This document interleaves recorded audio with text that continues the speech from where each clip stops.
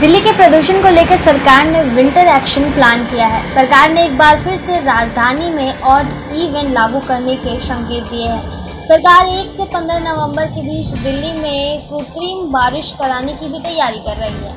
दिल्ली के पर्यावरण मंत्री गोपाल राय ने कहा, एनसीआर के राज्यों में बढ़ने वाले प्रदूषण स्तर का प्रभाव दिल्ली में पड़ता नजर आ रहा है। प्रदूषण के स्तर को कम करने के लिए केंद्र सरकार को भी जरूरत पड़ती है। उन्होंने आगे कहा कि जब सभी एजेंसियां और सरकार मिलकर काम करेगी तभी प्रभावी तरीके से प्रदूषण से लड़ा जा सकता है।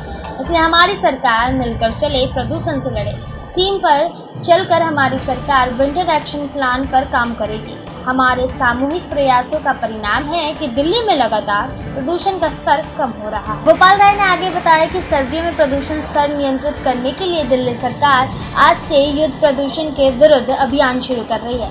इस साल अभियान का थीम होगा, मिलकर चले, प्रदूषण से लड़े। उन्होंने आगे कहा कि 2016 की तुलना में अभी 34.6% प्रदूषण स्तर में कमी आई है। इसमें जनता की सहभागिता का अहम रोल है। गोपाल राय ने आगे बताया कि इस बार हमने 21 सूत्री विंटर एक्शन प्लान बनाया है, जिसके आधार पर हम काम करना शुरू करेंगे। दिल्ली में पहली बार हॉटस्पॉट की ड्रोन से निगरानी करने का फैसला लिया गया है। इससे प्रदूषण के कारण का वास्तविक समय में पता लगाया जा सकेगा। धूल प्रदूषण का नियंत्रित करने के लिए दिल्ली में 7 अक्टूबर से धूली विरोधी अभियान शुरू होगा। उन्होंने आगे कहा कि सरकार ऑड इवन की तैयारी कर रही है।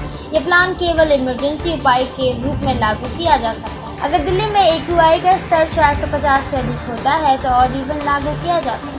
अब आपको बता दें कि आतिशी दिल्ली की नई चीफ मिनिस्टर बन चुकी है। उन्होंने कुर्सी संभाल लिया और कुर्सी संभालने के बाद इनके मंत्रिमंडल एक्शन में नजर आ रहे हैं। लेकिन ऑड एंड इवन का रोल फिर से क्या दिल्ली वासियों को मंजूर होगा?